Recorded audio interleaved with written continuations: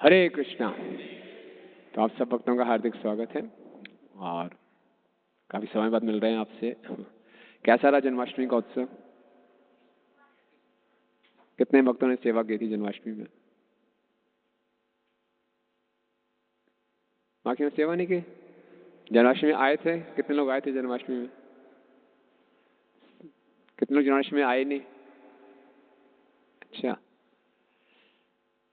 तो जन्माष्टमी में सेवा का अवसर नहीं मिला कुछ भक्तों को? सेवा का अवसर नहीं मिला अचिंतर प्रभु? कोई बात नहीं, अच्छा मिल जाएगा। भगवान का जो धाम है, जो हमारे जीवन का लक्ष्य है, भगवान के धाम जाना, भगवान के धाम को अखंड उत्सव कहते हैं। अखंड उत्सव, अखंड उत्सव मतलब नॉन ब्रेक फेस्टिविटीज। वहां पे कोई गैप नहीं होता। यहाँ तो जैसे जन्माष्टमी है, जन्माष्टमी के बाद 15 दिन बाद राधा अष्टमी आ रही है, 15 दिन का थोड़ा रिलीफ मिल गया जी, बहुत मेहनत की जन्माष्टमी में। लेकिन भगवान के धाम में, गोलोक धाम में हर क्षण उत्सव है। भगवान के दर्शन करना उत्सव है भगवान की मधुर वेणु की ध्वनि सुनना उत्सव है। भगवान गाय चराने जा रहे हैं वो उत्सव है। भगवान गाय वापस लेके आ रहे हैं वो उत्सव है। तो वहां तो उत्सव ही उत्सव है। और यहाँ पर हम जो उत्सव मनाते हैं, इसीलिए आप देखेंगे श्रीला प्रभुपाद जी ने हमें बताया कि हर उत्सव को बड़े धूमधाम मनाना चाहिए। ये हमारे पास चॉइस नहीं है कि चलो जी थोड़ा स्केल कम कर देते हैं उत्सव मनाने में। लोग पूछते हैं हमसे, आप जन्माष्टमी का उत्सव इतना धूमधाम से क्यों मनाते हो? ये हमारे लिए एक रेगुलेटिव प्रिंसिपल है कि जो भी हमने उत्सव मनाना है, बड़े शान और शौकत से मनाना है, बड़े ऐश्वर्य के साथ मनाना है, खूब धूमधाम से मनाना है। क्यों? क्या फायदा होगा इतनी धूमधाम से मनाने से, उत्सव मनाने में? ज्यादा लोगों तक पहुंच पाएंगे, ज्यादा लोगों को आकर्षित कर पाएंगे और भगवान खुश होंगे।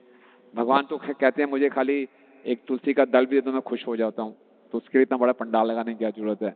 इतना बड़ा भगवान तो खुश करना बहुत आसान है। हैं?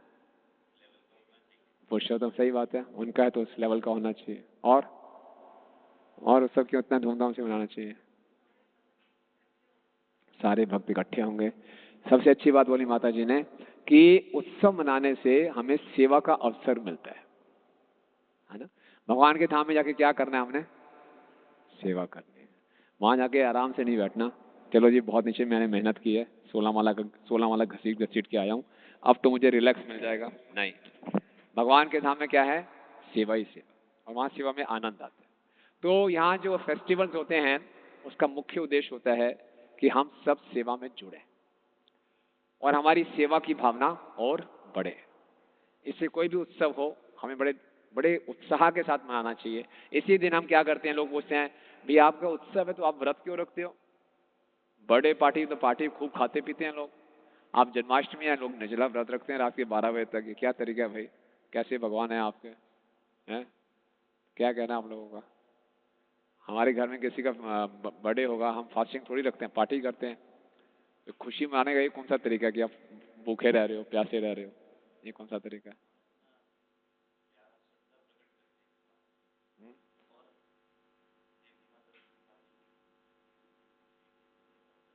हाँ, तो हम अपने पूरे शरीर को भूल जाते हैं, शरीर की आवश्यकताओं को भूल जाते हैं कि आप पूरा दिन आपकी सेवा में।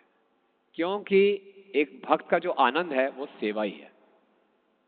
वो अभी हमें रियलाइज नहीं होता। हमें रियलाइज होता है अच्छा खाने को मिल जाए तो आनंद है, अच्छे पहनने को मिल जाए तो आनंद है, लेकिन वास्तव में जो आत्मा की संतुष्टि है वो सेवा से है। इसलिए हम इसकी प्रैक्टिस करते हैं कि भगवान के नाम में हम खूब सेवा करेंगे। तो इसीलिए हम सबको जो फेस्टिवल्स आते हैं, अब भाई संडे को कौन सा फेस्टिवल है? राधाष्टमी। तो उसमें हमें खूब धूमधाम से भाग लेना है, सेवाएं करनी है, व्रत भी रखना है। राधा राधा रानी थोड़ी ज़्यादा कृपालु हैं, और रात के 12 बजे तक नहीं, दिन के 12 बजे तक व्रत रखवाएंगे तो उसमें फास्टिंग रखिए, अच्छे ढंग से उसकी कथा सुनिए, श्रवण, मतलब कि उत्सव हम ऐसे भी सेलिब्रेट करते हैं और उत्सव में हम भगवान के विषय में सुनते भी हैं। जितना सुनेंगे उतना भगवान की महिमा मालूम चलेगी, उतना हमारा भगवान से प्रेम बढ़ेगा। तो सारे जो हमारे जो उत्सव होते हैं, जो हम भक्ति कर रहे हैं, इसका मुख्य उद्देश्य क्या है कि कृष्ण से हमारा प्रेम बढ़े। अब जो ये प्रेम बढ़ाने के लिए बहुत इंपॉर्टेंट है कि हमारा लाइफस्टाइल कैसा है, हम किस प्रकार की हमारी जीवन शैली है।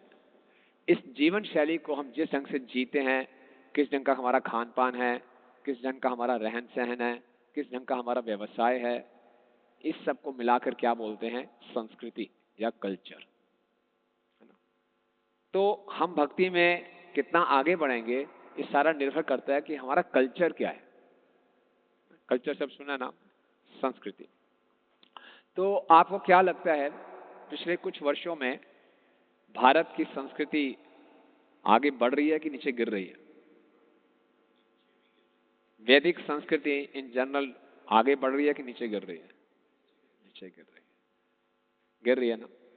और जितना संस्कृति नीचे गिरती जा रही है, उतनी हमारी मानसिकता अच्छी हो रही है कि खराब हो रही है? इसका मतलब क्या हुआ कि कल्चर का, संस्कृति का हमारी चेतना पे डायरेक्ट प्रभाव है, डायरेक्ट प्रभाव है। जैसे हम देखते हैं, आज से पहले आप 30, 40, 50 साल पहले ले लीजिए, लाइफ बहुत सिंपल थी, है ना। एक छोटे से घर में ज्वाइंट फैमिली रहती थी, एक ही परिवार में 20-20 लोग होते थे, चाचा ताया उनके बच्चे सब इकट्ठे रह रहे हैं, एक ही किचन होती थी, आपस में प्रेम होता था, आपस में सहयोग होता था, है ना, खुशी ज्यादा होती थी। अब एक बड़े बड़े बंगलो है, मुश्किल 3-4 लोग रहते हैं, वो आपस में बात नहीं करते, सबके पास क्या है, अपना कम से कम एक तो है स्मार्टफोन है, सबकी अलग गाड़ी है, अलग स्मार्टफोन है, उसी में हम व्यस्त हैं, बातचीत करने की फुर्सत ही नहीं है, आपस में संबंध ही नहीं है। तो किसमें ज्यादा खुशी थी, पहले की अब? पहले। अब हमारे पास स्मार्टफोन्स हैं, लेटेस्ट लैपटॉप्स हैं, कंप्यूटर्स हैं, कम्युनिकेशन बहुत फास्ट है। आप ऐसे कुछ पुराने लोग होंगे, किसी ने ट्रंक कॉल की थी कभी पोस्ट ऑफिस में जाके? कितना टाइम लगता था ये ट्रंक कॉल करने में? हाँ, पूरा पूरा दिन लग जाता था, पूरा पूरा दिन लग जाता था। वो कॉल हो जाती थी, बड़ा अपने आप को समझते बड़े गला लग गया था, आवाज ही नहीं आती जोर जोर से चिल्लाना पड़ता था। और अब हम आराम से व्हाट्सएप कॉल कहीं पूरे संसार में कर सकते हैं। तो कम्युनिकेशन बड़ी फास्ट हो गई है। अब कम्युनिकेशन फास्ट हो गई है तो टाइम बचना चाहिए हमारा। टाइम है किसी के पास आजकल? टाइम ही नहीं है। पहले हम जो जाते थे, मैरिज होती थी, मैरिज से पहले 15 दिन पहले लोग आ जाते थे, कार्ड बांटने आते थे। आजकल सीधा व्हाट्सएप मैसेज करते हैं, तब भी टाइम नहीं है किसी के पास। जब इतनी फास्ट गाड़ियां हो गई हैं, इतना फास्ट कम्युनिकेशन हो गया, टाइम बचना चाहिए, टाइम ही नहीं बच रहा। तो इससे साफ साफ मालूम चलता है, जो हमारा ये जो कल्चर है, जिससे हम ज्यादा से ज्यादा फैसिलिटीज बटोर रहे हैं, वो हमें खुशी नहीं दे रहा। जो वैदिक संस्कृति है, वैदिक संस्कृति का मुख्य उद्देश्य होता था चेतना का विकास, कॉन्शियसनेस बढ़े। हमारे जीवन में जो खुशी है वो हमारी चेतना पर निर्भर करती है। लेकिन आजकल जो हमारी मानसिकता है, हम सोचते हैं हम अपने जीवन में सुख और खुशी ज्यादा सुविधाएं बटोर के कर लेंगे। इसको बोलते हैं हॉरिजॉन्टल ग्रोथ, और वैदिक संस्कृति करती थी वर्टिकल ग्रोथ। वर्टिकल ग्रोथ क्या है कि मेरी चेतना उन्नत हो, मैं बड़ा सोचूं ना, सिंपल लिविंग, हाई थिंकिंग, ऊंचा सोचो। लेकिन आज की क्या थिंकिंग है, खूब बटोरो, अपना विकास इस ढंग से करो, एक प्रॉपर्टी, दूसरी प्रॉपर्टी, एक गाड़ी और गाड़ी, ऐसे बटोरो, सब मेरे पास आ जाए। तो इसमें हम ज्यादा सुविधाएं बटोर रहे हैं लेकिन सुखी नहीं है। लेकिन उसमें सुविधाएं कम होती थी लेकिन हमारी चेतना विकसित होती थी, तो हम ज्यादा आनंद में रहते थे। समझ आई बात? क्या कहना आप लोगों का? ठीक कह रहे हैं ना? तो ये बड़े समझने की बात है। कोई कह लेगा ठीक है जी, तो आप वैदिक संस्कृति में अपनी चेतना का विकास करते थे, वो बड़ी पिछड़ी हुई थी जी, आजकल हम ज्यादा तरक्की किए हुए हैं। क्या कहना है आपका? मॉडर्न वर्ल्ड में हम ज्यादा तरक्की किए हुए हैं कि वैदिक संस्कृति टाइम में हमारे ज्यादा तरक्की थी? चेत है कैसे? माइक देंगे कुछ?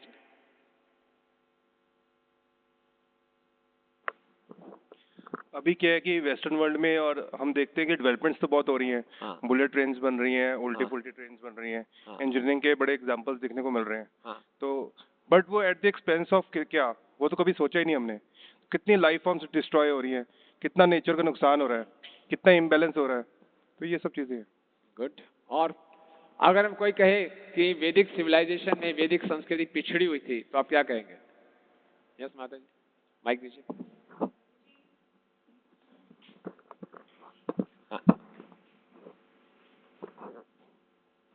हरे हरे कृष्णा प्रभु जी। वैदिक संस्कृति में बहुत सी ऐसी उन्नत तकनीक हुआ करती थी जो आज नहीं है। हाँ। क्योंकि जब हम महाभारत का समय देखते हैं, हाँ। उस समय में जो रथ हुआ करते थे, Yes. लोग सन तक ट्रैवल करते थे। Yes. और आज हम नहीं कर पाते वो। आज हमें फिजिकली भी हम मून तक भी मुश्किल से पहुंच पाते हैं। हाँ। जबकि उस समय के लोग जो है वो सोच मतलब they just think and they Yes. Travel to other worlds. वो टेक्निक हमारे पास नहीं है। ऐसी भी संजीवनी विद्या भी थी जिसमें लोग मृत होने के बाद जीवित हो जाते थे। परंतु आज वो विद्या किसी भी मेडिकल साइंस के पास नहीं है। Yes, very good, very nice. बहुत अच्छे पॉइंट्स हैं। हमें बहुत बड़ी गलतफहमी है। आज के इस युग को, कलयुग को बोलते हैं आयरन एज। ये यंत्र का युग है। पिछला द्वापर युग था मंत्र युग। मंत्रों से ही काम हो जाता था। आपने महाभारत सीरियल में देखा होगा, मंत्र का उच्चारण करते तीर छोड़ते थे, अग्नि बाण, वायु बाण, पूरा तूफान आ रहा है, बाढ़ आ रही है, बाण से ही। मंत्रों में इतनी शक्ति थी। पहले न्यूक्लियर वेपन, जो अश्वत्थामा ने ब्रह्मास्त्र छोड़ा, ब्रह्मास्त्र बिल्कुल प्रिसाइज उत्तरा माता के गर्भ के अंदर प्रवेश किया। आज यूक्रेन और रशिया का वार हो रहा है, ऐसे बॉम्ब छोड़ रहे हैं, अंधाधुंध लोग मर रहे हैं। वहां पे जिस पे अटैक करना उसी में जाके लगेगा न्यूक्लियर वेपन। वो संस्कृति बहुत ज्यादा एडवांस थी। और ऐश्वर्य कितना था वहां पे। जब किसी लड़की की शादी होती थी, माता पिता दहेज में हजारों गायें देते थे, और गायें सजी हुई देते थे। उसमें असली सोने के सारे जेवर वगैरह होते थे, नकली ज्वेलरी नहीं होती थी। आजकल तो हमें नकली जेवर डालना पड़ता है, इमिटेशन ज्वेलरी डालते हैं। उस समय एक बारी जब युधिष्ठिर महाराज ने राजस्व यज्ञ करना था, तो राजस्व यज्ञ के लिए धन चाहिए था। तो युधिष्ठिर महाराज ने अर्जुन को भेजा, धन इकट्ठा करके लाओ। तो अर्जुन कहाँ गए? हिमालय की तरफ गए। वहां कुछ राजा ने यज्ञ किया था। यज्ञ के बाद ब्राह्मणों को प्रसाद खिलाया था। प्रसाद किसमें खिलाया था? सोने की प्लेट में। और सोने की प्लेट में एक बार प्रसाद पा लिया था, सोने की प्लेट डस्टबिन में पड़ी थी। अर्जुन वही सारी सोने की प्लेट उठा के ले आता है। इसलिए अर्जुन का एक नाम पड़ गया था, क्या? धनंजय, कि धन इकट्ठा करके लाया। हमारे यहाँ पे तो प्लास्टिक की प्लेट होती है, पत्थर होते हैं, उसको फेंक देते हैं। वो सोने की प्लेट यूज एंड थ्रो। क्या कल्चर था देखिए आप। जब भगवान प्रकट हुए, नंद महाराज ने नंद उत्सव किया, सारे ब्रजवासी इकट्ठे हुए, कैसे खुशी मनाई? एक दूसरे के ऊपर मक्खन फेंका, दूध फेंका, मक्खन फेंका, दही फेंकी। आजकल हम होली खेलते तो क्या फेंकते हैं? कीचड़ फेंकते। असली गाय, देसी गाय का मक्खन फेंक रहे हैं, ऐसे नदियां बह रही हैं दूध की। तो वो असली संस्कृति थी, जहां गाय की पूजा की जाती थी, जहां स्त्रियों को सम्मान दिया जाता था, बच्चों की रक्षा की जाती थी, बूढ़ों को भी सम्मान दिया जाता था। आजकल ऐसा नहीं है। बूढ़ों की दुर्गति हो रही है, वृद्धाश्रम बन रहे हैं, गायों की हत्या हो रही है, स्त्रियों का शोषण हो रहा है। ये कैसी संस्कृति है? बहुत बुरा हाल है। आप जानते हैं भारत नाम का मतलब क्या है? भारत। भारत दो शब्दों से बना है, भा और रत।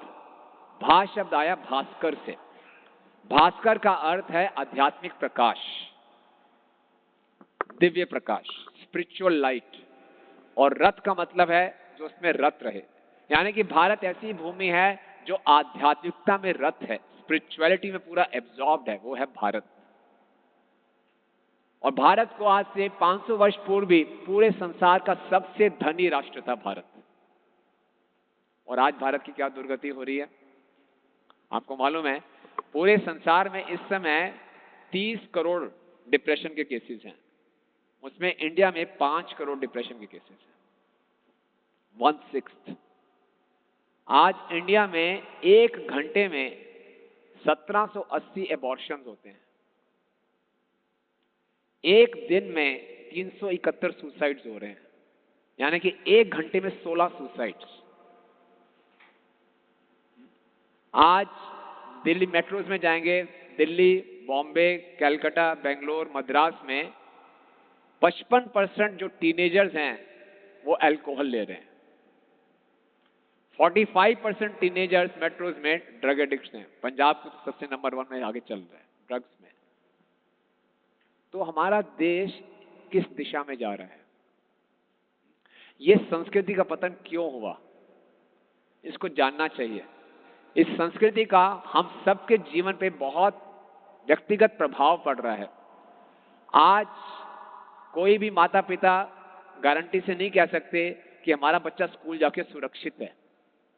क्या कहना आप लोगों का? स्कूल में कैसा वातावरण हम सब जानते हैं। पढ़ाना भी है, जरूरी है, और पढ़ के क्या सीख के आ रहा है। लड़के लड़कियां इतनी फ्री मिक्सिंग कर रहे हैं, सबके पास स्मार्टफोन है, नेट सर्फ करते हैं, क्या देख रहे हैं, क्या कर रहे हैं, बड़े इनसिक्योर हैं। और बच्चे माता पिता कुछ खोलते नहीं अपने आप को, क्या चल रहा है किसी को नहीं पता कुछ। इतनी बुरी हालत है। तो हमको कई बारी भारतीयों के अंदर बुरा ना माने, हमारे अंदर ये मानसिकता है यार जो हो रहा है होने तो, मैं तो ठीक हूं ना। जब तक घर में आग नहीं लगती हम जागते नहीं हैं। लेकिन अगर किसी पड़ोसी के घर में आग लगी है तो मेरे घर भी आग लग सकती है। इतने ड्रग्स के केसेस बढ़ गए हैं, इतना अल्कोहलिज्म बढ़ गया है, इतने अबॉर्शंस बढ़ गए हैं, इतने डिप्रेशन, घर घर में आज डिप्रेशन के केसेस आपको मिल रहे हैं, सुसाइड्स हो रहे हैं। क्यों? ये जानना चाहिए ऐसा संस्कृति में गिरावट क्यों आ रही है और इसमें हम क्या स्टेप्स ले सकते हैं इसको बचाने के लिए, है ना? तो आज हम ये चर्चा करेंगे। बहुत महत्वपूर्ण और सेंसिटिव विषय है। आज पूरे संसार की आबादी कितनी है? 7 अरब। इसमें से 31% क्रिश्चियनिटी है, 23% इस्लाम है, मुस्लिम है, 16% नास्तिक लोग हैं जो किसी को नहीं मानते, और 15% हिंदू पॉपुलेशन है जो सनातन धर्म को मानती है। लगभग 7.5% बुद्धिज्म है और 7.5% मिक्स बाकी सब रिलीजन है। तो जो 15% हिंदूज हैं जो सनातन धर्म का पालन करते हैं, ये मुख्यतः कहाँ कहाँ पाए जाते हैं? भारत, नेपाल, भूटान, मॉरिशस में थोड़े से हैं, यहाँ कुछ गिने चुने लोग हैं। तो अब ये जो संस्कृति है, पहले जो भारत पूरी पृथ्वी पर राज्य था, इसको महाभारत कहते थे। आप देखते हैं इंडोनेशिया की एयरलाइंस का नाम क्या है? इंडोनेशिया, गरुड़। इंडोनेशिया की एयरलाइन का नाम गरुड़ है। हमारी एयरलाइन का नाम है इंडोनेशिया की गरुड़ एयरलाइंस। अभी वहां पे इस समय इंडोनेशिया में मैक्सिमम पॉपुलेशन मुस्लिम्स की है, लेकिन उनकी एयरलाइंस का नाम क्या है? गरुड़ा, है ना? इंडोनेशिया में कुछ साल पहले तक बहुत सी रामलीला भी होती थी, बहुत प्रसिद्ध। कंपल्शन है, गुड। इंडोनेशिया, जावा, बाली, ये सब तो इंडिया के अंदर ही थे, श्रीलंका। और अभी कई जगह अर्जेंटीना में, ब्राजील में हनुमान जी की मूर्ति मिली, विष्णु की मूर्ति मिली। रशिया में, रशिया का नाम इसलिए आया कि वहाँ ऋषि लोग रहते थे। तो पूरी पृथ्वी पर भारतीय संस्कृति थी, भारत का राज्य था, परीक्षित महाराज तक ना, परीक्षित। उसके बाद फिर ये सब होना शुरू हुआ। तो जो इंडिया है ये बहुत इसकी महान संस्कृति है। तो अब हम चर्चा करेंगे कि इसका पतन क्यों हुआ। तो सबसे पहला कारण जो आया, जो भारतीय संस्कृति का पतन हुआ, उसमें ब्राह्मणों का पतन हुआ। पहला कारण,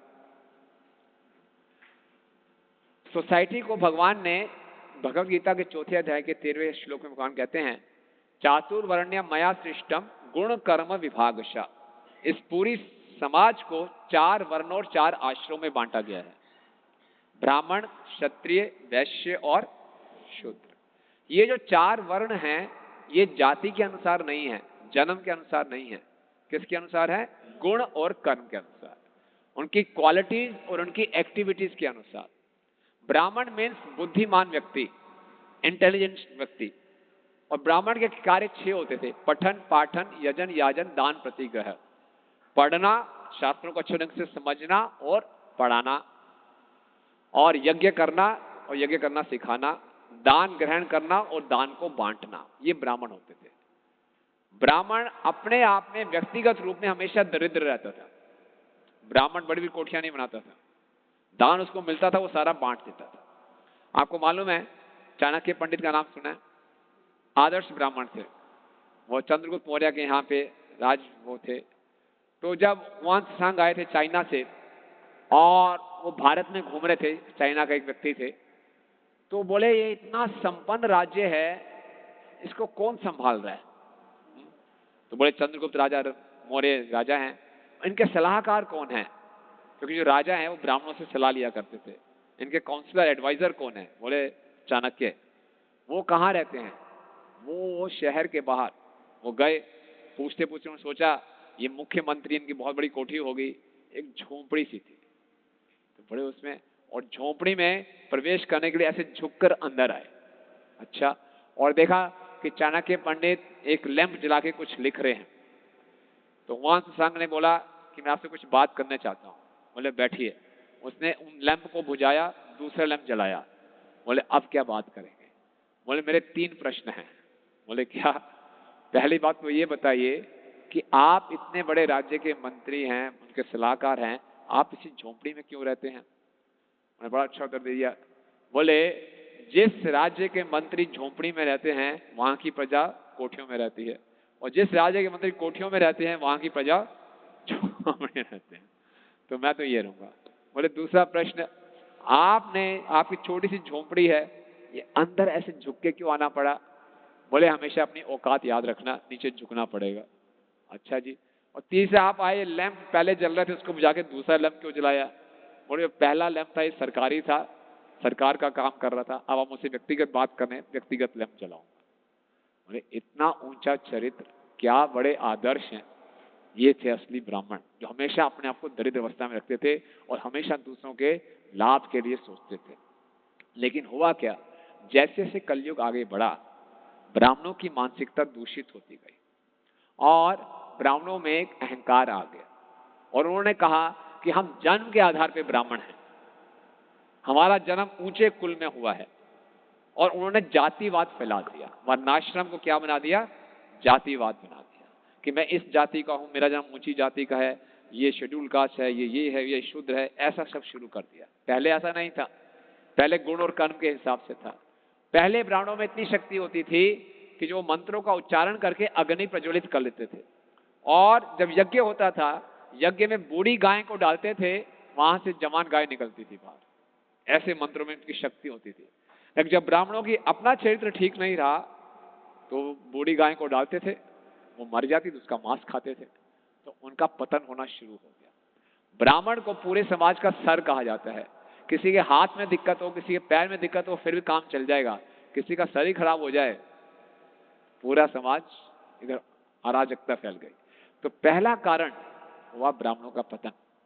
और ब्राह्मण होते थे शिक्षित लोग, तो जो शिक्षा हो गई, शिक्षा हो गई केवल धन कमाने के लिए। आजकल का एजुकेशन सिस्टम है, education is only for earning, not for learning. आप में से कितने लोगों को याद है जो आपने BA MA में कुछ पढ़ा था? कुछ याद है? नहीं, डिग्री लेनी जरूरी थी, कहीं जॉब करनी है, आगे विवाह करना है, कोई डिग्री होनी चाहिए, पढ़ा लिखा लड़का है, लड़की है, चलो जी हो गया। उसके बाद क्या पढ़ा, क्या रट्टा लगाया, घोटा, खत्म हो गया काम। तो वो जो डिग्री है केवल धन कमाने के लिए।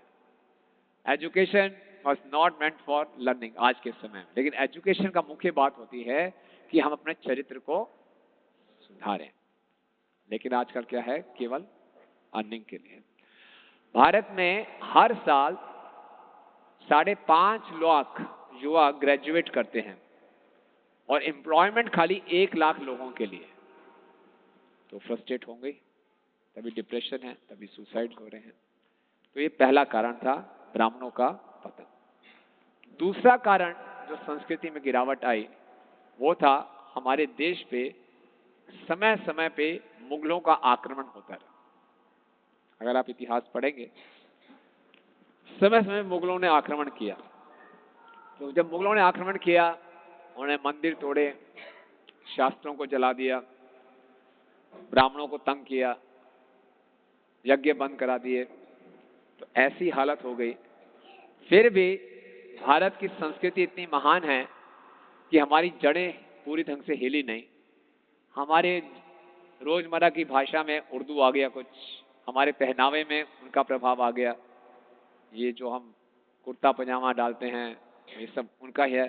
और हमारे आर्किटेक्चर में उनका प्रभाव आ गया।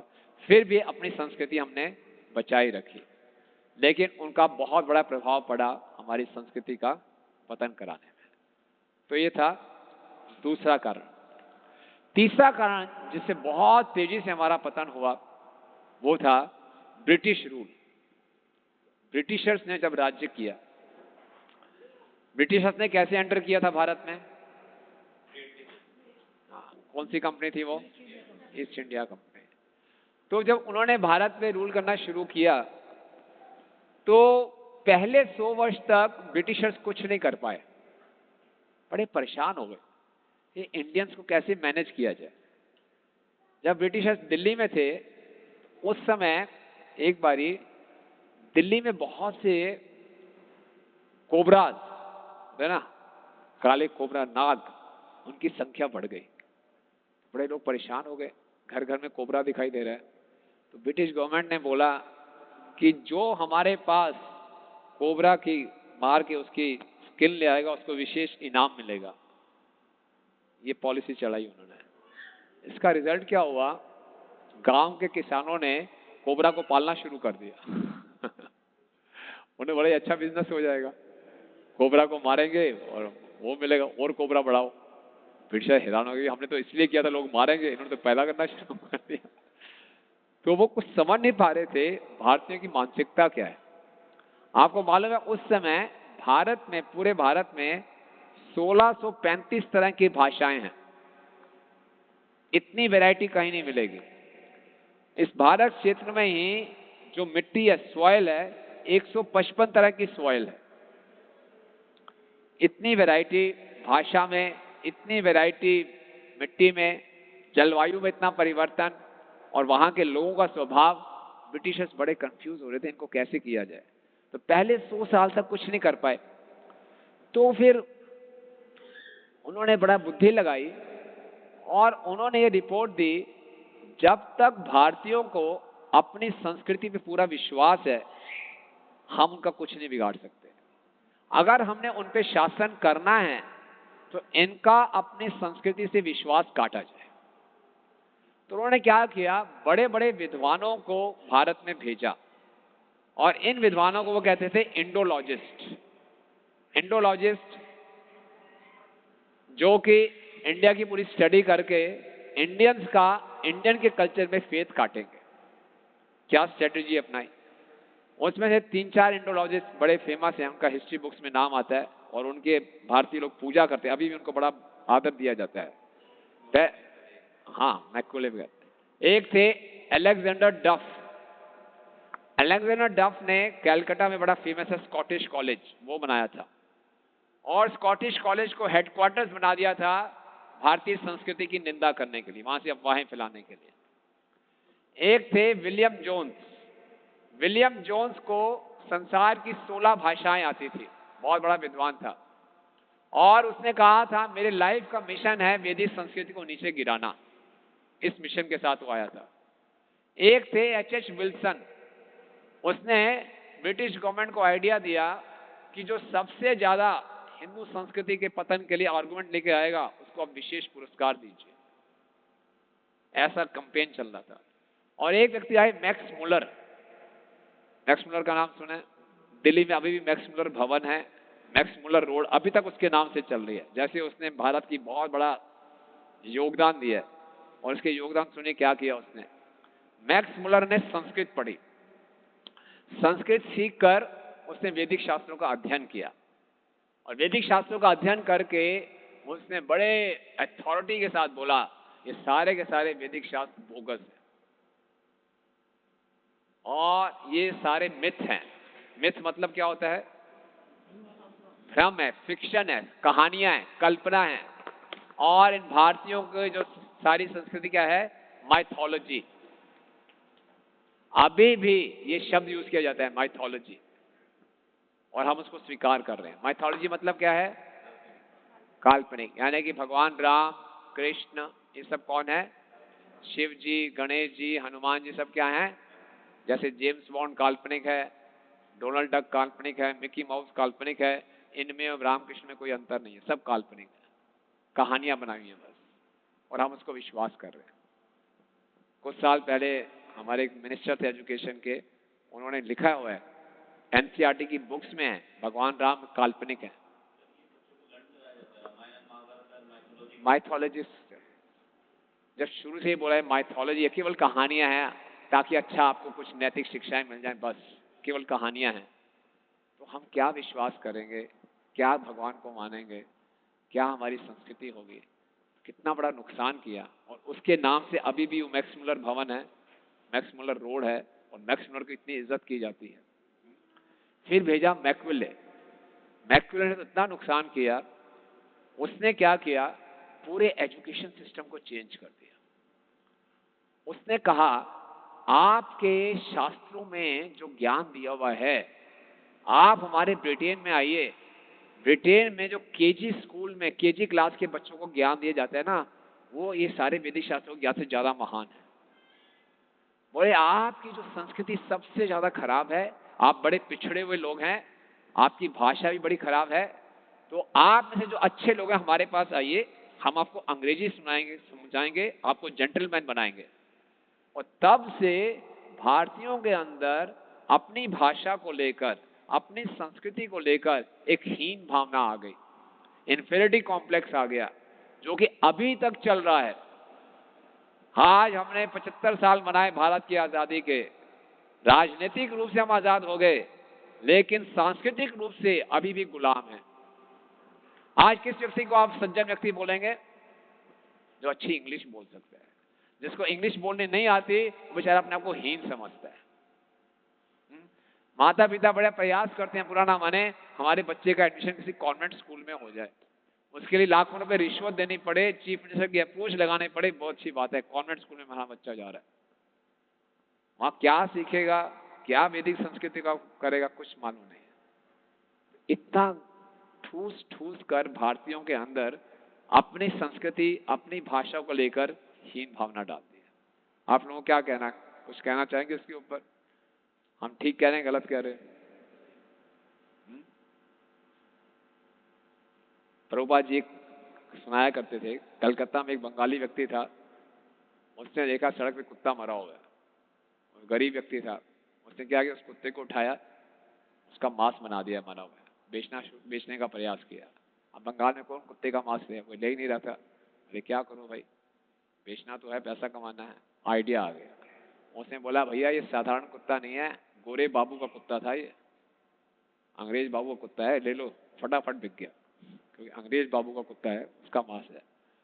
तो कुछ भी कह के गोरे बाबू से जोड़ दो, अंग्रेजों से जोड़ दो, तो माल में उसकी कुछ कीमत बढ़ जाती थी। तो इतना बड़ा नुकसान ब्रिटिशर्स के कारण हमारा हुआ, और उसको हम अभी तक भुगत रहे हैं। ये कौन सा कारण था? पहला क्या था? ब्राह्मणों का पतन, दूसरा मुगल अटैक्स, तीसरा ब्रिटिश, चौथा था भारतीय सरकार की पॉलिसी सेक्युलरिज्म, धर्मनिरपेक्षता। धर्मनिरपेक्षता का असली मतलब होता है हर धर्म को एक साथ एक समान अधिकार मिलना चाहिए उसको प्रैक्टिस करने के लिए। लेकिन उन्होंने क्या किया, किसी भी स्कूल कॉलेज में कोई धर्म की शिक्षा नहीं दी जाती। आज आप बाहर किसी भी कंट्री में चले जाएंगे, वहां रिलीजन के ऊपर स्टडी होती है, रिलीजन के ऊपर पीएचडी का भी डिग्री मिल जाती है। भारत ही एकमात्र देश है जहां पे हम भगवत गीता, भागवतम के ऊपर स्टडी नहीं कर सकते, बैन है, ये नहीं कर सकते। हम और किसी पे स्टडी कर लेंगे, रिलीजन के ऊपर कुछ नहीं कर सकते, नहीं ये सेक्युलर है। उसके नाम पे पूरे धर्म को खत्म कर दिया। आज हमें बहुत संघर्ष करना पड़ता है किसी स्कूल में जाके गीता का उपदेश देने के लिए। नहीं जी नहीं, हमारा सेक्युलर है। आप देखेंगे मदरसों में कुरान पढ़ाई जा रही है, क्रिश्चियन स्कूल में बाइबल पढ़ाई जा रही है। नहीं, अभी कुछ सरकार कुछ सपोर्ट करी है, कुछ कुछ स्कूलों में, कॉलेजों में गीता प्रवेश कर पाई है, लेकिन बहुत कठिन है उसका प्रवेश कराना। क्यों? हम धर्मनिरपेक्ष है, या किसी भी धर्म का पालन नहीं करेंगे, क्योंकि सरकार जानती नहीं धर्म का मतलब क्या है। धर्म का मतलब हिंदू मुस्लिम सिख ईसाई नहीं है। क्या मतलब होता है धर्म का, कौन बताएगा? Way of life. अच्छा, और आपसे कोई बोले आप इस्कॉन संस्था से जुड़े हैं, आप भक्ति विषय क्लासेस में जाते हैं, धर्म की क्या परिभाषा है?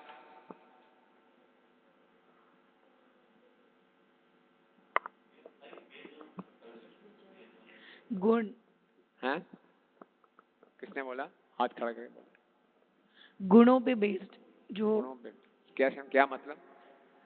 मतलब कि ये जो इंसान के पर्सनल गुण होते हैं हाँ उसके ऊपर बेस्ड जो भी वो काम करता है हाँ। वो उसका धर्म माना जाता है।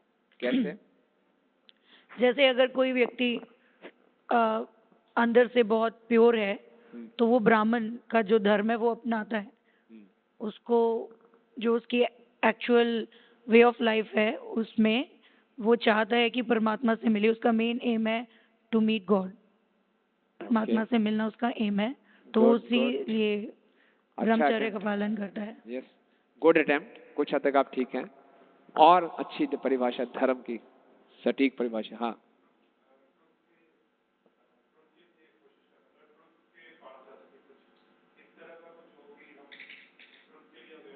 Very good.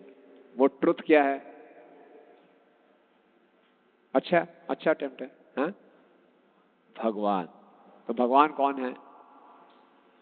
तो अल्लाह कौन है?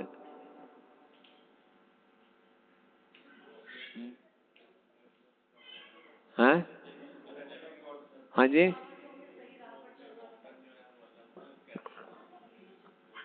अल्लाह सुप्रीम सुप्रीम पावर जो हमें सही राह पे चलना बताते हैं। पावर है, पावरफुल नहीं है वो।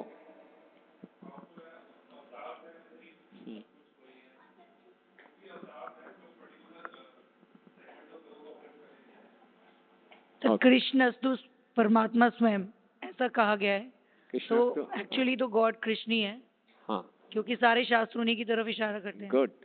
तो आप समझिए, धर्म का मतलब होता है भगवान से प्रेम करना। सा वै पुंसो पराधर्मो यथा भक्ति यथोक्षजे अहेतु की अप्रतिहता जयात्मा सुप्रसिद्धति।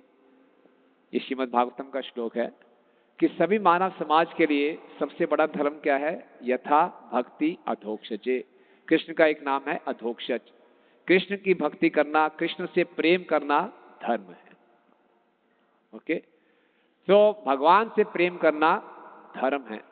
हिंदू मुस्लिम सिख ईसाई धर्म नहीं है, ये फेथ है, ये श्रद्धा है। आज कोई हिंदू है, कल क्रिश्चियन बन सकता है, कल वो मुसलमान बन सकता है। धर्म कभी चेंज नहीं होता। हर जीवात्मा का एक ही धर्म है, भगवान से प्रेम करना। ठीक है ना? और किसी भी हमारे वैदिक शास्त्र में हिंदू शब्द नहीं आता, ये पूरे मानव समाज के लिए है। ठीक, तो धर्म निरपेक्षता अपने आप में बहुत बड़ा ढकोसला है। आप धर्म को छोड़ ही नहीं सकते। हमारा धर्म है सेवा करना, हमारा धर्म है भगवान से प्रेम करना। अगर हम भगवान से प्रेम नहीं करते, किसी ना किसी को प्रेम करना चाहते ही हैं। हमें मालूम नहीं कि भगवान से प्रेम करना, इधर उधर प्रेम करते हैं, इधर उधर प्रेम करते हैं तो हमें धोखा मिलता है, हमारी प्रेम की जो अभिलाषा पूरी होती नहीं। इसीलिए क्या है, धर्म निरपेक्षता के नाम पे क्या हुआ? संस्कृति का पतन हुआ।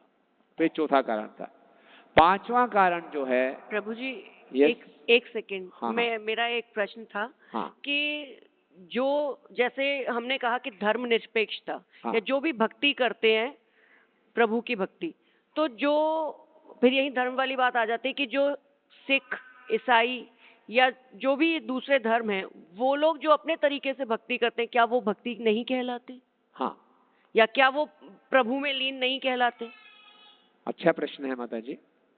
तो मैंने बोला, चाहे वो किसी मुसलमान के शरीर में है, हिंदू के शरीर में है, क्रिश्चियन के शरीर में है, या किसी के भी शरीर में है, वो क्या है? असल में क्या है? जीवात्मा है। और जीवात्मा किसका अंश है? कृष्ण का अंश है। तो असली धर्म क्या है जीवात्मा का? कृष्ण की सेवा करना, कृष्ण से प्रेम करना। आप कोई कृष्ण का से प्रेम ना करके किसी और से प्रेम कर रहा है तो सही ढंग से धर्म का पालन नहीं कर रहा। लेकिन धर्म भी दो प्रकार के होते हैं, एक तो आत्मा का धर्म है, एक शरीर का धर्म। जैसे माता जी ने बताया, ब्राह्मण है, कोई क्षत्रिय है, कोई वैश्य है, जैसे उसकी प्रवृत्ति है, वो शरीर के पालन के लिए भी कुछ करना है, तो शरीर के पालन के लिए धर्म है। तो अगर कोई एक किसी पर्टिकुलर जाति में, मुसलमान के या क्रिश्चियन के शरीर में है, तो उस एक वर्ग के लोगों का उद्धार करने के लिए भगवान अपने प्रतिनिधियों को भेजते हैं। जीसस क्राइस्ट ने कभी नहीं कहा आई एम गॉड, उन्होंने क्या कहा? Son of God. मोहम्मद ने कभी नहीं बोला कि मैं अल्लाह हूं, क्या हूं मैं? एक मैसेंजर, है ना। तो उन्होंने उस वर्ग के लोगों को उस समय के लिए कुछ उनका उद्धार करने के लिए, उनकी चेतना को ऊपर उठाने के लिए कुछ नियम बताए, जो कि कुरान और बाइबल में मिलते हैं। लेकिन सनातन धर्म नहीं है वो, उनका कुछ अभी शुरू हुए, कुछ साल पहले ही शुरू हुए। सनातन धर्म क्या है? सनातन काल से, और सनातन काल तक वो चलता रहेगा, जो कि जीवात्मा का धर्म है। ठीक है ना। तो अगर कोई अच्छे ढंग से बाइबल और कुरान का पालन कर रहा है तो उसकी चेतना में प्रगति होगी, और फिर अगले जन्मों में वो सनातन धर्म का पालन करना शुरू करेगा।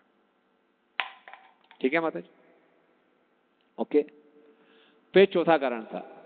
पांचवा कारण है कि अगर कोई वास्तव में आध्यात्मिक जीवन अपनाना भी चाहता है आज के इस कलयुग में, तो बहुत से झूठे धर्म हैं, झूठे गुरु हैं, जो कि लोगों को भ्रमित कर रहे हैं धर्म के नाम पे। आए दिन आप देखते रहते हैं मीडिया में, कुछ ना कुछ कांड हो गया, ये साधु जी थे, ये बाबा जी थे, इन्होंने ये कर दिया, वो कर दिया, उनकी इतनी प्रॉपर्टी मिली, ऐसा ऐसा उनका वो किया, उनके कोर्ट केसेस चल रहे हैं। तो इसमें क्या होता है, लोगों का विश्वास टूट जाता है अपनी संस्कृति में। बोले छोड़ो, कहीं नहीं जाना, जो चल रहा है उसको चल रहे दो। तो ये सबसे बड़ा कारण ये भी है। और जो छठा कारण है वो है कि हम लोग अंधाधुंध पाश्चात्य देशों को नकल मार रहे हैं, है ना। अंधाधुंध कि हम जो अमेरिका में हो रहा है आजकल, फिर सोशल मीडिया ऐसा है, तुरंत हम अपडेट हो जाते हैं और हम सब नकल मार रहे हैं और अपनी संस्कृति को भूलते जा रहे हैं। तो ये मुख्यतः 6 कारण है। क्या पहला क्या था? ब्राह्मणों का पतन, दूसरा मुगलों का अटैक, तीसरा ब्रिटिशर्स, चौथा सेकुलरिज्म, पांचवा झूठे गुरु, झूठा अध्यात्म, और छठा है पाश्चात्य देशों की अंधाधुंध नकल। अब इसका सॉल्यूशन क्या है? ये तो हमने समस्या को पहचाना, अब इसका सॉल्यूशन क्या है? कैसे हम वैदिक संस्कृति को दोबारा स्थापित कर सकते हैं? Very good. स्क्रिप्चर्स को पढ़ के, स्क्रिप्चर्स को डिस्ट्रीब्यूट करके। यस, शिला प्रभुपाद जी की कृपा से आज इस्कॉन संस्था पूरे विश्व में है। आपको मालूम है कितने केंद्र हैं? 108, 165। आप जिनको अपना जीवन समर्पित कर रहे हैं उनके बारे में पता होना चाहिए। आज पूरे विश्व में इस्कॉन के 700 से भी ज्यादा केंद्र हैं। हरि बोल। 700 से भी ज्यादा केंद्र हैं। आप विश्व के किसी भी कोने में चले जाइए और जोर से बोलिए हरि बोल, आपको कहीं ना कहीं आवाज सुनाई दे जाएगी। बोले हरि बोल, हम भी हरि बोल है यहाँ पे। इतना प्रचार हो रहा है। शिला प्रभुपाद जब इंग्लैंड में गए, लंदन में थे, एक रिपोर्टर से उससे पूछा, स्वामी जी आप बड़े गरीब देश से आए हैं, आप यहाँ पे क्या मांगने आए हैं? सारी जनता के बीच में पूछा। उन्होंने सोचा रिपोर्टर होते हैं ना, थोड़ा ऐसा क्वेश्चन पूछते हैं उल्टा सीधा। और प्रभुपाद जी इतने कॉन्फिडेंट थे, बोले मैं आपसे मांगने नहीं आया, आपको देने आया हूँ। आप ब्रिटिशर्स जब इंडिया में आए, सारे हीरे जवाहरात कोहिनूर वगैरह लूट के ले गए, लेकिन आप लोग अज्ञानता में एक असली हीरा भूल गए। बोले क्या है? वो असली हीरा है ये भगवत गीता, मैं ये आपको देने आया हूँ जो आपकी भूल गए थे, है ना। तो ये प्रभुपाद जी ने दिया, सबको गीता दी, वैदिक संस्कृति की स्थापना की। ब्रिटिशर्स ने भारत पूरे संसार में रूल किया, तो ब्रिटिशर्स के अंदर एक स्लोगन था, sun never sets in British empire. British साम्राज्य में सूर्य कभी अस्त नहीं होता। लेकिन आज हम बड़े गर्व के साथ कह सकते हैं, sun never sets in ISKCON. क्यों? आज इस्कॉन के 700 केंद्र हैं पूरे विश्व में। आज यहाँ पे संध्या आरती आपने की, कहीं पे मंगल आरती चल रही होगी, कहीं पे दोपहर की राजभोग आरती चल रही होगी। पूरे संसार में राउंड द क्लॉक कहीं ना कहीं भगवान की पूजा की जा रही है। आज जन्माष्टमी केवल लुधियाना या भारत में नहीं मनाई गई, जन्माष्टमी पूरे संसार में मनाई गई। आपको मालूम है इस्कॉन की स्थापना प्रभुपाद जी ने कब की थी? 1966 में, 65 में वो अमेरिका गए थे, तो 13 अगस्त 1966 को। तो कितने साल हो गए? 56 साल हो गए, नहीं 56 साल हो गए ना। हाँ, पिछले 56 सालों में इस्कॉन की तरफ से more than 55 crore literature distribute हुआ है। और ये जो लिटरेचर है, इससे संस्कृति की स्थापना होगी। जो पाश्चात्य देशों का प्रभाव कैसे आया, उन्होंने अपनी पुस्तकें बांटी। आज हमारे भारत में, बंगाल में कम्युनिज्म कैसे आया? रशियन लिटरेचर बांटा गया था कम्युनिज्म का। तो जितना लिटरेचर पूरे संसार में बट रहा है, इससे क्या होगा? धीरे धीरे सनातन धर्म की स्थापना होगी। और इससे क्या हो रहा है? ये जो आध्यात्मिक ज्ञान है, ये लोगों के जीवन में असली सुख शांति ला रहा है। संसार में तरह तरह की ऑर्गेनाइजेशंस हैं, तरह तरह की कंपनीज हैं, उनके अलग अलग प्रोडक्ट हैं। कोई पानी बेच रहा है, कोई पेट्रोल बेच रहा है, कोई घर बेच रहा है, कोई साड़ियाँ बेच रहा है, कोई कपड़े बेच रहा है। अलग अलग प्रोडक्ट्स हैं हर कंपनी के। इस्कॉन का क्या प्रोडक्ट है?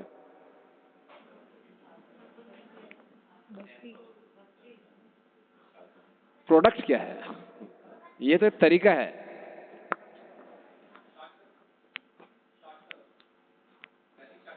वैदिक शास्त्र।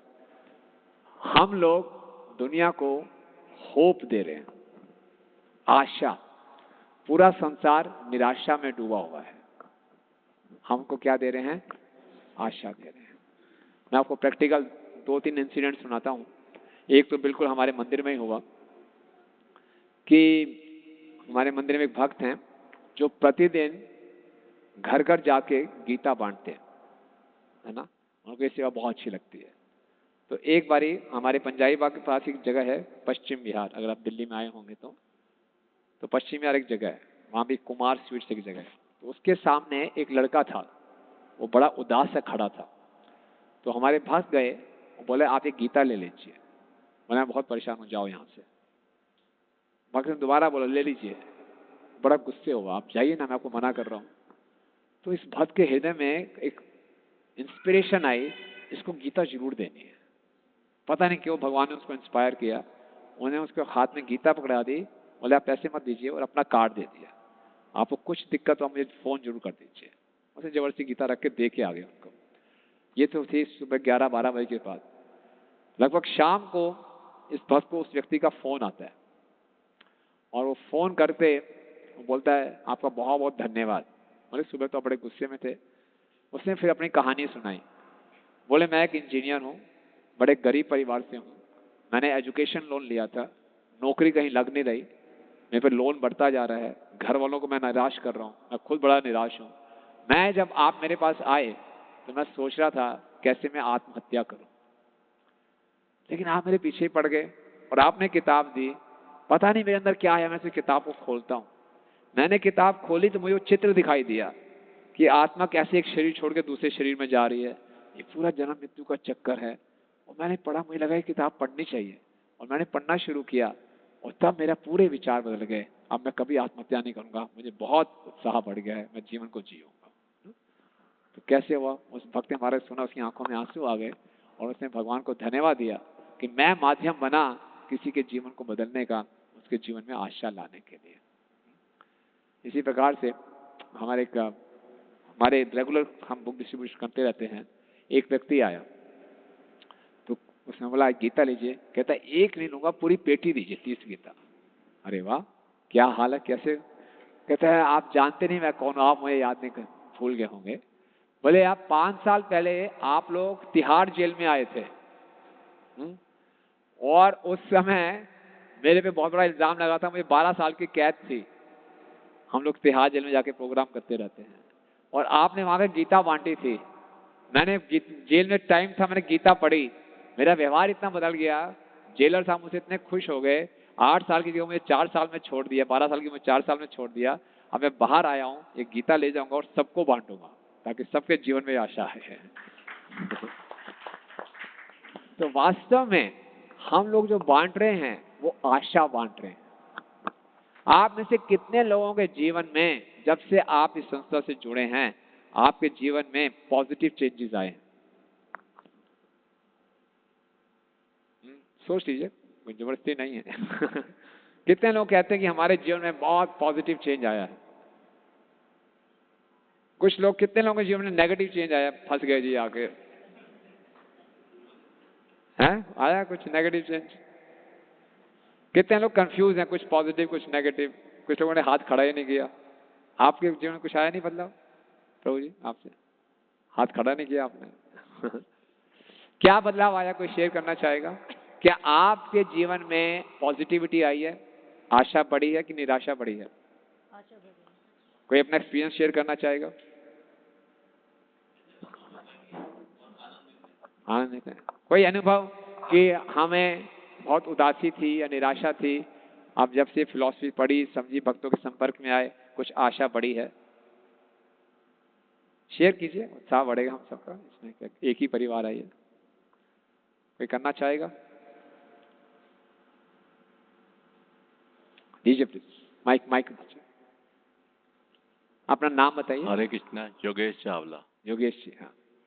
पहले जो टाइम हमारा जो था कि कटता नहीं था, आज हमें समय मिलता नहीं है। अच्छा। और हर समय जो है कि इसी में लगा रहता है कि इसी चीज में लगे, मतलब काम के अलावा अब उसके अलावा और कोई चीज सोचता नहीं है कि जितना समय हम इसमें गुजारें वो हमारी लाइफ में जो है वो सबसे अच्छा। क्या अच्छा लगता है करके? माला भी करते हैं, वैसे भी जब भी इस्कॉन का नाम सुनते हैं तो जिस दिन भी बुलाया जाता है तो कोशिश होती है कि हम वहाँ पहुँचे। हरी बोल, जय हो, वेरी गुड। और कोई किसी के जीवन में सोच पर ध्यान दीजिए। हरे कृष्णा प्रभु जी। आगे हम जैसे भगवान का नाम लेते थे ना, सुबह उठना, अपना नहाना धोना और थोड़ा जल्दी जोत लगाई और थोड़ा सा कुछ ना कुछ निकाला और पढ़ा और हो गया। हाँ, बस। हाँ। और पूरा दिन इधर उधर के पता नहीं कितनी परेशानियों में घूमते रहते थे। ऐसे लगता है कि जीवन में कुछ और है ही नहीं, परेशानियां और काम करने आए हम गधे हैं। हाँ, हाँ। और अब जब से इस्कॉन से जुड़े हैं तो ऐसे लगता है कि काम कम हो गए हैं। हाँ। हमें सिर्फ एक ही काम मिला हुआ है कि हमने भगवान का नाम लेना है, हमने सिमरन करना है, ज्यादा से ज्यादा हमने माला फेरनी है। हरी उससे बोल। मन को बहुत शांति मिलती है। यस, मन को शांति मिलती है, एक पॉजिटिविटी आती है। Thank you. यस माता जी, आप बताइए।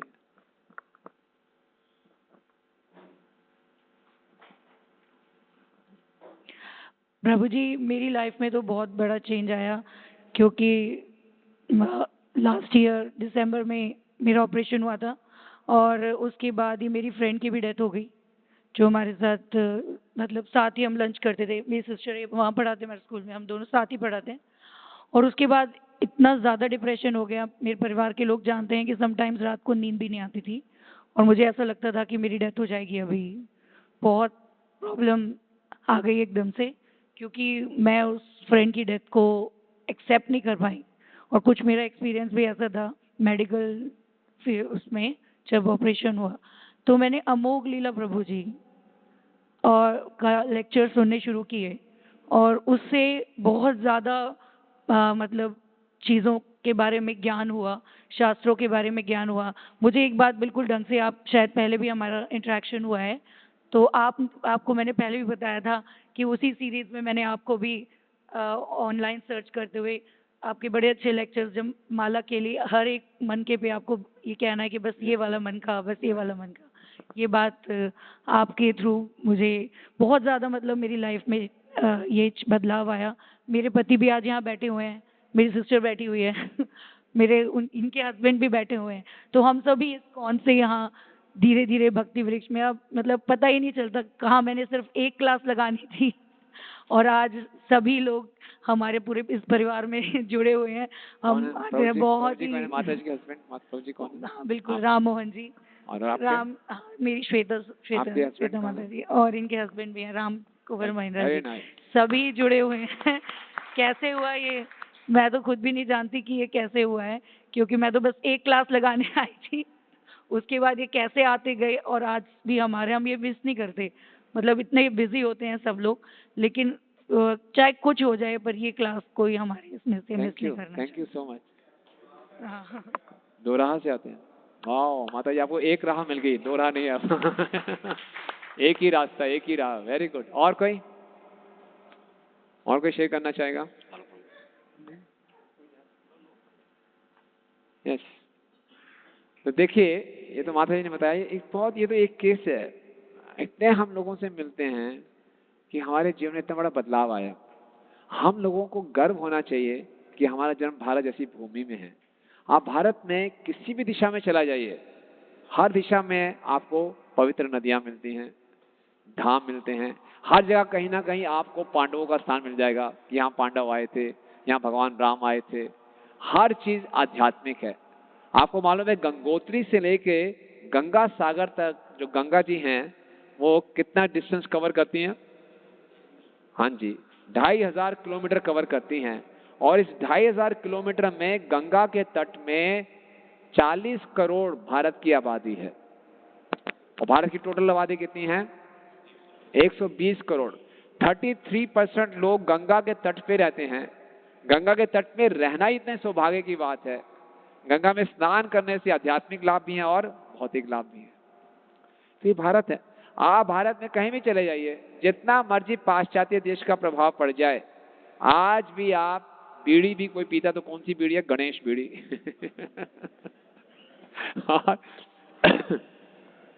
बॉम्बे में एक है सुदामा बार। बालाजी वाइन शॉप, भगवान के नाम पे ही रखा है वाइन शॉप भी। एक हमारे वहां पंजाबी बाग में बारबेक्यू है, चिकन बांटता है ना, कृष्णा बारबेक्यू। तो मतलब कि ये भारत की संस्कृति है। भगवान का नाम जगह जगह आपको मिल जाएगा। शहरों का नाम है, शहरों में कॉलोनियों का नाम है, गोविंद नगर, कृष्णा नगर, है ना। हर जगह आप ना चाहते हुए आप भगवान का नाम ले रहे हैं, ना चाहते हुए भी आप गंगा में स्नान हो रहे, सब जगह आपको तीर्थ स्थान दिखाई दे रहे हैं। तो बहुत विशेष स्थान है ये। हमें अपनी संस्कृति पे गर्व होना चाहिए। सबसे पहले हमें जो इस वैदिक शास्त्र दिए गए हैं, इनको बहुत अच्छे ढंग से पढ़ना चाहिए, और इसको पढ़ के, इसको ज्ञान को अपने जीवन में उतार के, इसको खूब वितरण करना चाहिए। अगर हम इसको नहीं करेंगे तो जो उल्टी सीधी दुष्कृति है, उसको संस्कृति भी नहीं कहना चाहिए। सोशल मीडिया के माध्यम से उसका प्रभाव इतना बढ़ता जा रहा है कि हमारा अपने घर में रह के भक्ति करना बड़ा मुश्किल हो जाएगा। हम आगे आने वाली जनरेशन को क्या धरोहर में देंगे? आप सोचिए, इतने ड्रग अब्यूज हो रहे हैं, इतने सुसाइड्स हो रहे हैं, इतने डिप्रेशन केसेस बढ़ रहे हैं, इतने रेप्स हो रहे हैं, ये कहाँ हमारा समाज जा रहा है? और हम लोग नहीं जागेंगे, हम लोग अपनी संस्कृति को आगे नहीं बढ़ाएंगे, तो इसका प्रभाव बढ़ता जाएगा, हमारा अपना जीना मुश्किल हो जाएगा। हैं ऐसे केसेस हो रहे हैं, आप सब अपने आसपास देखते होंगे। आप बुरा मत मानिए, पहले स्त्रियों में, माताजी लोगों में शराब इतनी नहीं पीते थे, सिगरेट नहीं पीते थे। अगर आज आप दिल्ली में आएंगे तो इक्वली है, जितने प्रभु जी लोग पी रहे हैं उतने माताजी लोग ही सिगरेट भी पी रहे हैं, शराब भी पी रहे हैं, आगे ही बढ़े हुए हैं। आजकल हमारे टाइम में कोई मैट्रिमोनियल में एडवर्टाइजमेंट देता था तो अपने को लिखता था टी टोटलर। टी टोटलर जानते क्या होता है? हैं? जो शराब नहीं पीता। आजकल कोई लड़का लिख दे टी टोटलर, उसकी शादी नहीं होती। लड़की खुद पीती है, बोले क्या है तू, क्यों तकियानुसी आ गया व्यक्ति, दारू पीने वाला व्यक्ति चाहिए तो खुद। ये क्या कल्चर हो रहा है? तो ऐसे में क्या आगे की जनरेशन होगी, क्या उनका कैरेक्टर होगा, कैसे वो खुश रहेंगे? तो ये सब हमारी जिम्मेवारी है। तो इसलिए हमें क्या करना है? चैतन्य महाप्रभु जो कि स्वयं भगवान श्री कृष्ण हैं, वो इस पृथ्वी पर आए और हमें सिखाए कैसे भक्ति करनी है। उन्होंने सभी लुधियाना वासियों के लिए एक विशेष संदेश दिया है। मेरे पीछे बोलिए, भारत भूमि ते हिले मनुष्य जन्म जार, भारत भूमि ते हाइले मनुष्य जन्म जार, जन्म सार्थक करे कर परोपकार, जन्म सार्थक करे कर परोपकार। बड़ा आसान सा मतलब है, कौन समझाएगा इसका मतलब? पहली लाइन क्या है? भारत भूमि ते हाइले मनुष्य जन्म जार। जिस जीव का भारत भूमि में मनुष्य जन्म मिला है उसके दो ड्यूटीज हैं। क्या? जन्म सार्थक करी कर परोपकार, अपना जन्म सार्थक करे और दूसरों का भला करे। दूसरों का भला कैसा होगा?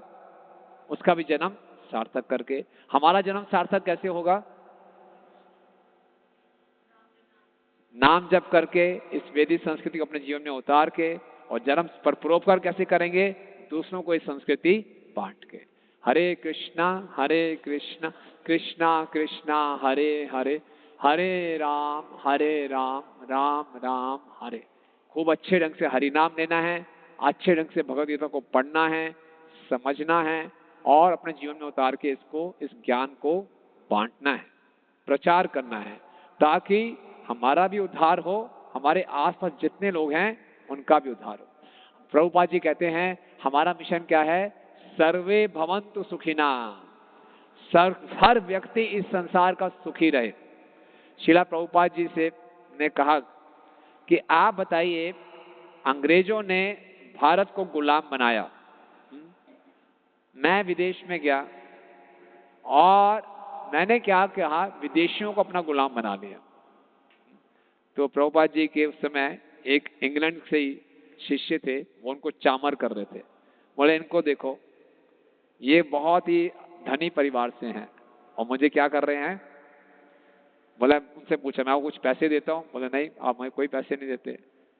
बोले देखो, मैं एक गरीब व्यक्ति हूँ, बूढ़ा भारत से, ये मेरी सेवा क्यों कर रहा है? क्योंकि मैं भगवान की सेवा कर रहा हूँ। तो अगर हम भगवान की सेवा में जुड़ते हैं तो पूरे विश्व में सुख और शांति का संदेश बांट सकते हैं। हम खुद भी सुखी रहेंगे और दूसरों को भी सुखी बनाएंगे। अगर हम सही ढंग से संस्कृति को नहीं अपनाते हैं तो हमारे जीवन में ये सारे कुप्रभाव रहेंगे और आसपास के समाज के लोग भी परेशान रहेंगे, दुखी रहेंगे।